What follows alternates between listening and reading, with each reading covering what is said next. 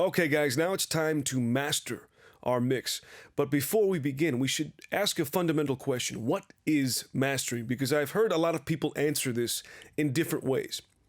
Now, to me, mastering is putting the final polish on the mix to ensure that it translates perfectly to the outside world. Now, I say that because one of the premier mistakes that I see in a lot of home mastering is guys and girls doing too much stuff with no purpose. I've seen home mastering rigs where they pile on, there's an EQ, and then a dynamic EQ, and then there's a compressor, and then a multi-band compressor, and then a tube saturator, and then a harmonic enhancer, and then a stereo widener, and just all this stuff piled on without real purpose, just because they think that this stuff is necessary, and it ends up just being destructive. And of course, we don't want our mastering process to be destructive. We want it to be enhancing. And again, it's really a polish. You are not tying the shoes. You are not redoing the leather. You are polishing. That is the key here. So let's begin by taking one more listen to our original mix. We'll cycle through it. We'll go through the verse here first.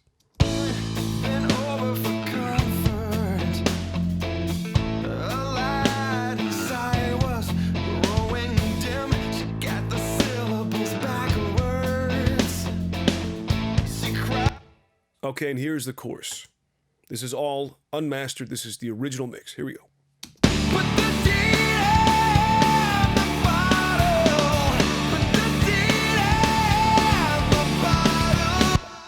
Okay, so I'm listening to this punchy rock mix, and I'm thinking two things. The first thing is, what do I need to do to the mix? Does it need any type of improvement and polishing within itself? And I'm mainly talking about EQ here.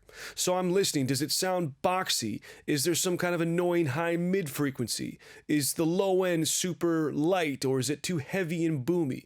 These are the first things I'm thinking about. And the second thing I'm thinking about is the level, because I need to figure out how much louder I need to get this thing. So I'm looking at the meters.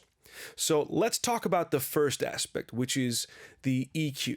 Do I need to fix any EQ problems in this mix? And here's an interesting answer for you. For this mix, really, the answer is no. And that's really important to point out. Because, again, so many times people have a mix in the mastering stage and they start turning EQ knobs without real purpose. Sometimes they just don't need to. And I can promise you, I've seen some of the top mastering engineers in the world master records. And the skill set of these guys and the professionalism of these guys is knowing when to dive in and tweak stuff, and sometimes they will, and when to leave stuff alone. And the second part is, again, a mistake I see so many guys doing. They immediately start EQing stuff, and they don't really need to.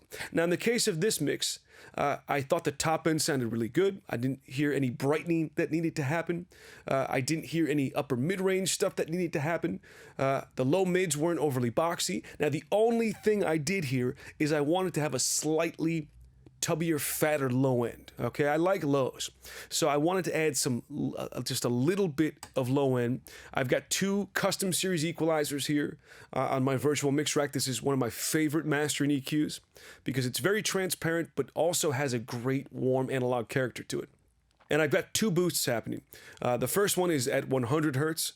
I've got 0.5 dB. That's it. And now I have one at 60 hertz on a second instance of custom series EQ, again at 0.5 dB. And then I use the high pass filter to roll everything under 50 hertz down. This is a pretty broad 6 dB per octave high pass. And that's all. That's all I felt it needed. Let's just take a listen to the verse again, and I'll put this in and out just so you can hear the subtle change of what I was going after.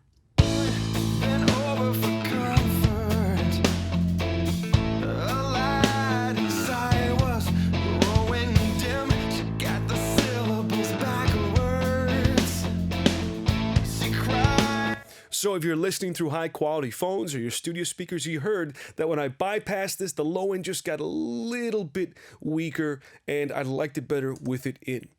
So that's kind of the start of what I want to do EQ-wise. Now, keep in mind, a lot of times as I start to tweak some other things in the mastering chain, and by the way, all we have in the mastering chain here is an EQ, a compressor, and a loudness enhancer. That's it. That's all I'm using. What happens is I'll start to tweak some other stuff in the mastering chain, and then maybe I'll need to go back. Because one of these processes might affect the overall EQ response. So I might need to tweak things. For instance, if I'm, slamming something through the loudness enhancer and I notice that maybe brings up a little bit, too much 400, maybe I'll cut a little 400. But let's continue on. And I'm going to skip the compressor here. We're going to get back to it because now I want to start getting some loudness here.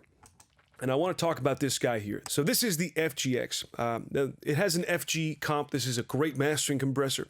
We're going to skip it because we're not using it in this tutorial. And we're going to focus on the FG level, which is our loudness enhancer. Now, we have to make mixes louder in the mastering stage. But the whole point is we don't want to smash the mix and make it sound flat and lifeless and ruin all the dynamics. And this processor was built to preserve the overall dynamic feel and punch of the original mix. And it does that through a process called intelligent transient preservation. So where some limiters will just start attenuating the peaks, this is actually saturating the peaks so that it can make your mix louder. But it saturates them in an intelligent way. And I'll tell you how. So when the FG level foresees let's say a kick drum transient, it optimizes a specific saturation curve to best preserve low-end punch. When it foresees a snare drum peak, for instance, it will then create a saturation curve that is best intended to preserve upper mid-range punch, and so on.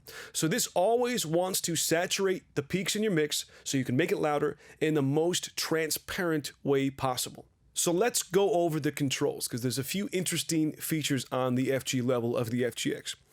For one thing, this is the gain. Pretty simple. As you push up, it adds the amount of gain listed. So this is 8 dB of gain into the saturation processor.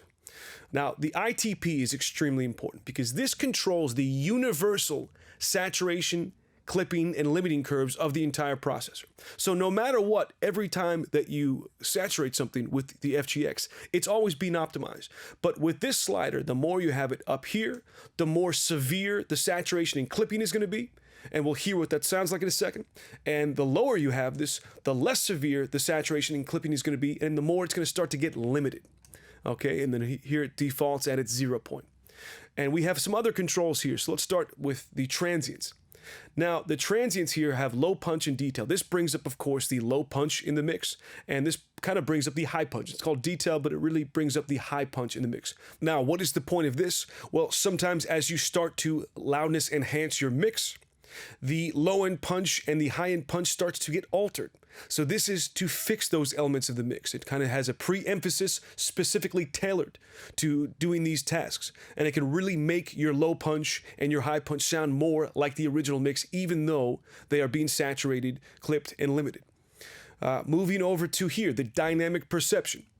Now, this gives an overall enhanced dynamic perception of the final master to make it sound more like the dynamics of your original mix. Again, the whole idea here is we want to make the mix louder, but we don't want to alter the dynamics and punch. So now let's talk about this, because this is going to be really important. This is called constant gain monitoring. It's a simple feature, and what it does is this. As I raise the gain here with the FG level gain knob, let's say I raise it 8 dB, this attenuates the overall output level of the entire processor by the same amount. So it level matches the entire process. Now, why is that important? So when I bypass the FGX and then I engage it, I can hear exactly what the FGX processing is doing to my mix without having that huge level jump fool my ears. So let's start doing some loudness enhancing. I'll bring this back to 0. Now, the very first thing I'm going to do is I want to set my general gain. Now, my goal is on the loudest section of the song, I want to hit somewhere between -10 and -9 RMS. So we want to see between -10 and -9 right here. So the loudest section of the song is chorus 3. So I'm going to play chorus 3. I'll start to bring the gain up, and I just want to get a general level here. And that's going to set the stage for the rest of our loudness processing. Here we go.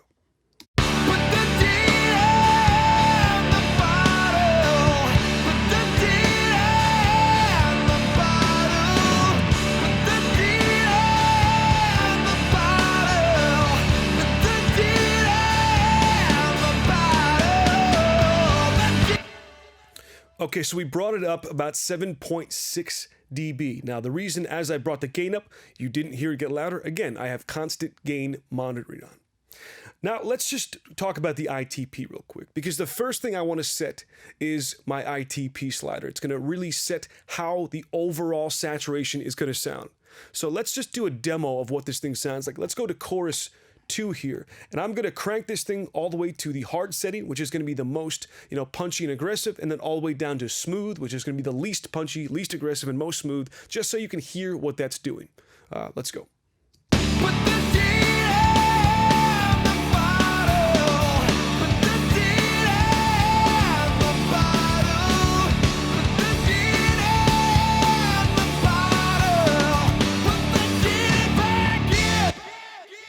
So that makes it pretty obvious. As I go up, you have a pretty aggressive punchy mix, and I go all the way down and it's really flat and really limited.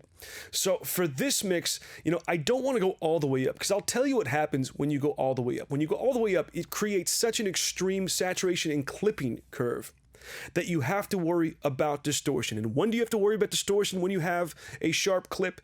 You have to worry about distortion when you have big sustained low end, like tom fills. Sometimes it can clip kick drums if you're going too loud. Big guitar chunks or guitar sustains, pianos. So it's a little too dangerous to go up here, but I don't think we need to go up here. I'm going to start it off at +4.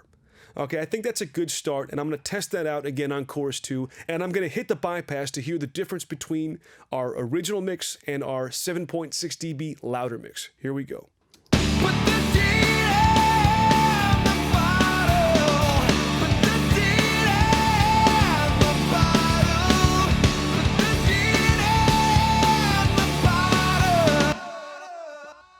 So I'm really happy with what I'm hearing, because it's already fairly close.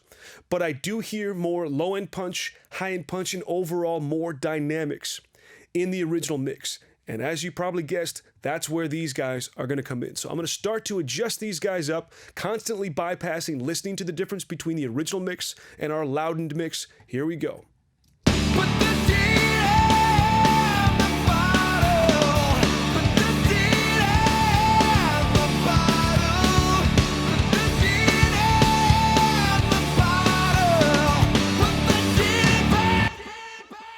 Gonna cycle it one more time.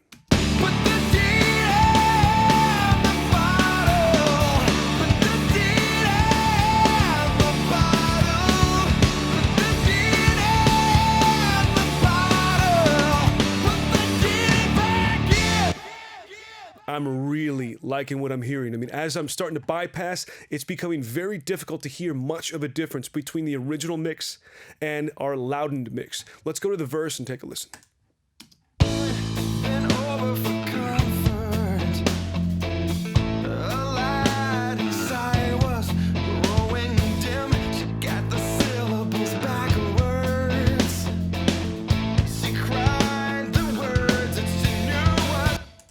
The verse sounds great. I mean, the 7.6 dB enhanced master sounds so much like the original mix here. I'm going to go back to the chorus, though. I want to hear one more thing in the chorus.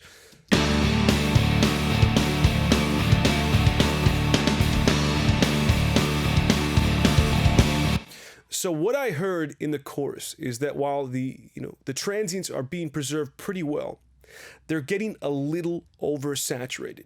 And that is the reason I decided to put a compressor before the FGX. Not because I always put a compressor in my mastering chain, and not because you always should put a compressor in your mastering chain. A lot of people think, oh, if I'm mastering, I have to put an EQ in, I have to put a de-esser in, I have to put a compressor in, oh, I have to use a multiband. No, you have to do whatever is intended to get that final master to sound great. In this case, I'm slightly oversaturating the transients in that chorus. They sounded fine in the verse, but in the chorus, they're getting a little bit mucked up. So I'm going to use a compressor to slightly tuck them a bit and give them a little bit more definition. And I think that's going to help it in the loudness stage from being oversaturated. Now, I'm using the FG Red. in my mastering here. Now, if you saw the mix course, you noticed I was also using an FG Red, and I have the whole mix still up here. Normally, I'd be mastering, I'd have a discrete project with just my mastering chain. Here's the whole mix chain. So if you watch the mixing course, you're like, hey, Steve, what are you trying to pull here? You already used the FG Red on the mix. Why don't you just increase the compression then?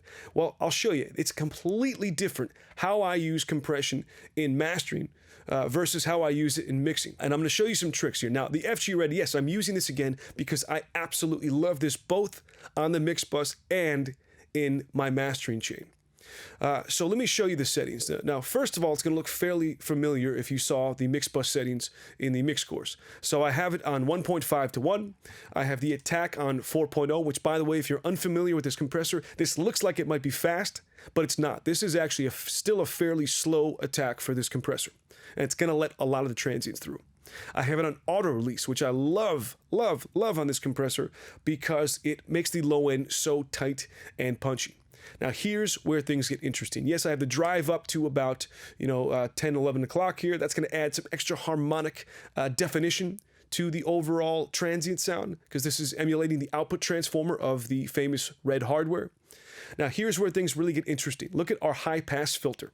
Our high-pass filter I brought all the way up to 131 hertz, so it is not going to react much to a lot of the kick drums. So it's going to allow that bigness of the kick drum to come through. And that's going to be a little more transparent, and that's what we want here. Now, the other thing that's happening that's very important is that I'm going to be compressing quite a bit. My threshold's all the way up here. The mix I was probably, peaking at 3. Here I might be peaking at 4 or 5.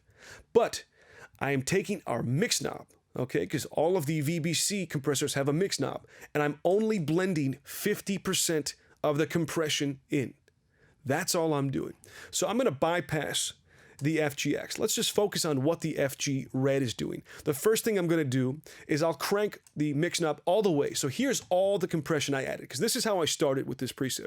I wanted to get a sound where I got a much more tighter and thicker sound on the transients that were more tucked in, and then my intention was then to blend that into the dry, uncompressed signal. But here's what it sounds like fully compressed.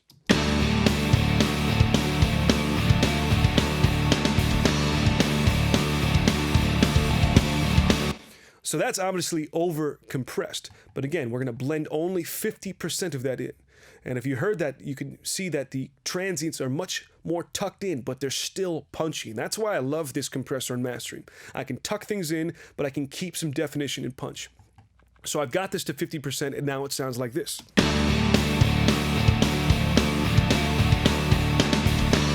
And now we combine that with our loudness processing. Check this out.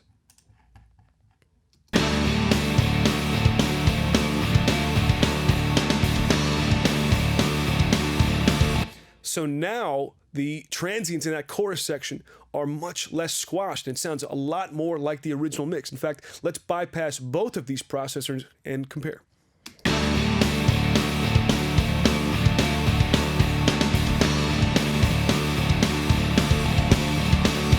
It's really, really similar, especially considering we added a whole 7.6 dB of gain.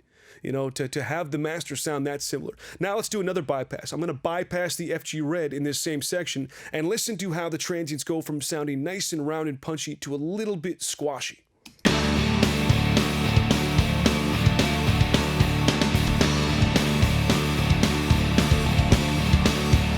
So it really loses some of the definition there. And let's check that section also on the verse.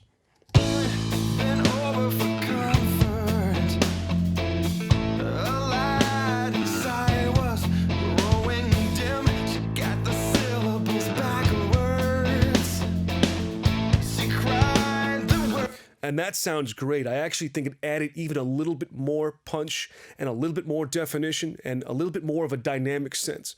So now we have the basic master done. I checked this on all the sections. Of course, I'd listened to the whole song, which we're about to do, but I want to bring up one more thing. If you remember, I said the problem with the ITP is that it's a give and take. As you go up with the slider, you're going to get more punch and dynamics, but you also have to be very careful that certain elements of the mix don't create distortion. And again, those elements are usually low-end resonances. And we have a low-end resonance on this mix at the very end of the song, right here. And I want to play that for you. Listen how you can hear slight little bits of distortion as this big, heavy guitar starts to sustain.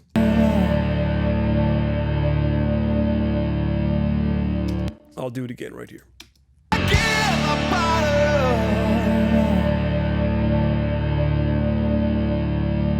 So if you're using high quality phones, you can hear a tiny little bit of a crackle on the right side. Now, what does that mean? Should we wave the white flag and say, oh, let's use something else? I mean, it sounded great for the whole entire mix, but the last 5 seconds I heard a crackle. No, all you need to do is automate the ITP down so it flattens out and broadens out the saturation curve, and you're cool. And that's exactly what I did. So I'll turn my automation on, and now watch that same part. Watch the ITP just automate down so that there's no distortion.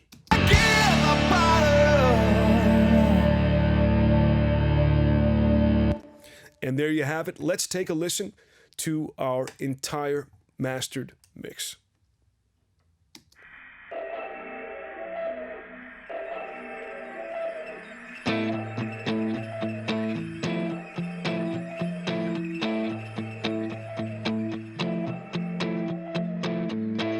The blood was a warning, an indication that all was not the same. It happened this morning when she was thinking of a name, been over for comfort. A light inside was growing dim. She got the syllables backwards. She cried the words that she knew was him.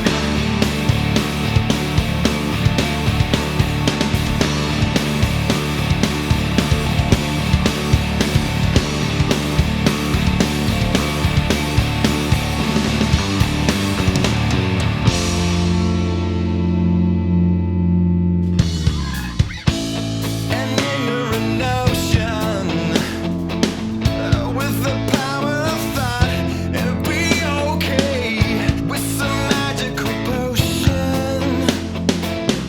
The chain be washed away. Things are often forgiven. Events in life where we have to choose. But can a person still living forgive themselves for what they lose? Put the deed in the bottle. Put the deed in the bottle. Put the deed in the bottle. Put the deed back in the bottle. She knew what it was that she did wrong. She would always, but she didn't know just how long. It's all of my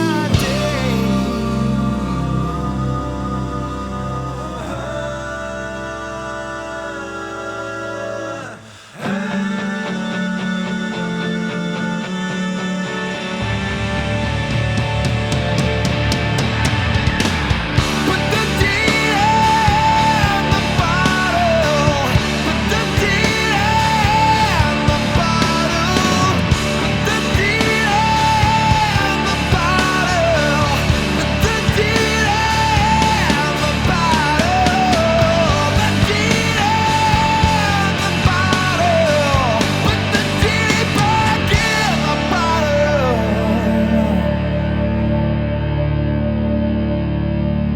Okay, guys, I hope you enjoyed this mastering tutorial. And please join our Facebook group for more questions and to interact and talk with me and a lot of great people. Thanks so much.